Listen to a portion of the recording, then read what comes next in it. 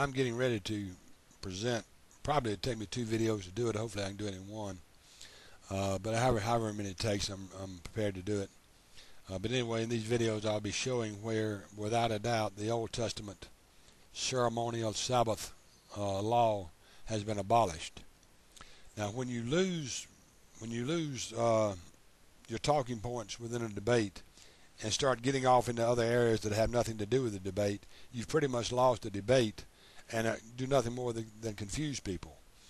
And the Seventh-day Adventists argue that the Old Testament Sabbath is still the right day of worship and still in effect for all people. Now then, that is the issue. That is the debating point.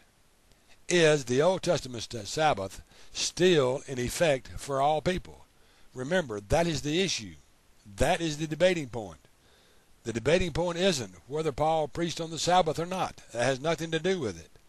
Paul preached where the Jewish people were. He did not go to the synagogues to observe the Sabbath, though. But whether or not Paul preached on the Sabbath isn't the issue. The issue is the Old Testament Sabbath still in effect today? The issue is not whether or not Jesus observed the Sabbath. Yes, he observed the Sabbath. That's not the issue. The issue is the Old Testament Sabbath in effect today? Being before Calvary, the Old Testament laws were in effect. To fulfill the law, Jesus observed the Sabbath. After Calvary, all the resurrection appearances of Jesus were on a Sunday, as was the resurrection itself. So the issue isn't whether or not Jesus observed the Sabbath. The issue is the Old Testament Sabbath still in effect for people today? Again, the issue isn't whether or not we're under the law or not. The issue is the Old Testament Sabbath still in effect today? The only thing the Seventh-day Adventists do is throw those other points in there to muddy up the water. Whether Paul preached on the Sabbath or not is not the issue. Whether Jesus observed the Sabbath or not is not the issue. Whether or not we're under the law is not the issue.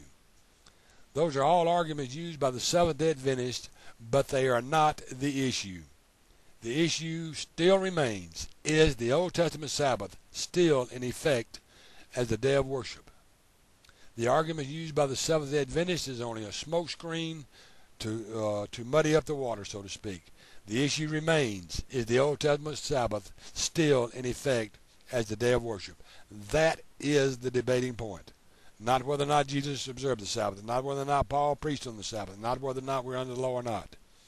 With those points in mind, I want to make several observations about the Sabbath before I get into my main videos on them. One, the Sabbath was never given as a command until we get to the book of Exodus. There's no evidence of Adam, Abraham, Isaac, Jacob receiving a command to observe the Sabbath, much less observing the Sabbath command. Arguments from silence on the part of the Seventh-day Adventists is not an argument at all. In other words, they want to argue that Adam and Abraham and Isaac and Jacob all observed the Sabbath when there is no command in Genesis whatsoever for them to ever do that. So argument from silence isn't much of an argument. As the SDA members might say themselves, don't twist the Bible, just show me one command to observe the Sabbath in Genesis.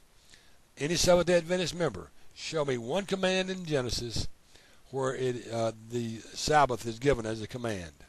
The second observation, there's absolutely no biblical evidence where Christians were ever commanded to keep the Old Testament Sabbath. Show me, Seventh-day Adventists, you've got over 7,000 verses in the New Testament. Show me one verse of Scripture in the New Testament where Christians were ever commanded to observe the Old Testament Sabbath. And why weren't they doing that? Point number 3.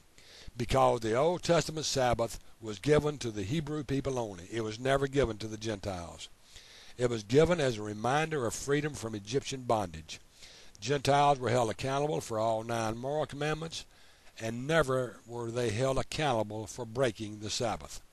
Observation number 4. The Sabbath command was a ceremonial law placed within the 9 moral laws. And that is what the crux of my video will be about, is showing that. Now, who knows the Sabbath? Who knows about the Sabbath being a ritual or ceremonial law? Who knows better, a real Jew or a fake Jew? Who knows better whether it's a ceremonial law or not? I'm going to put up here an article written by a Hebrew scholar, is an article called Sabbath Day of Eternity. And toward the end of that, you'll notice where he says about the Sabbath, it is the only ritual mentioned in the Ten Commandments. Think about it for a moment. Of all the many rituals of Judaism, only one is mentioned in the Ten Commandments, end quote. So who knows better whether it's a ritual, ceremony, a law better, a real Jew or a fake Jew? Sadly, the Seventh-day Adventist organization is nothing more than an anti-Catholic cult founded on a gross misinterpretation of the Bible. Because of the incompetence of the scholars, Seventh-day Adventist hangs on the Old Testament Sabbath, which has been abolished. In other words, the Seventh-day Adventist organization hangs on whether or not the Sabbath is real or whether it isn't. And through their incompetent scholars, they hang on to a law or a commandment that has been abolished, which I intend to show in the videos that I will begin now.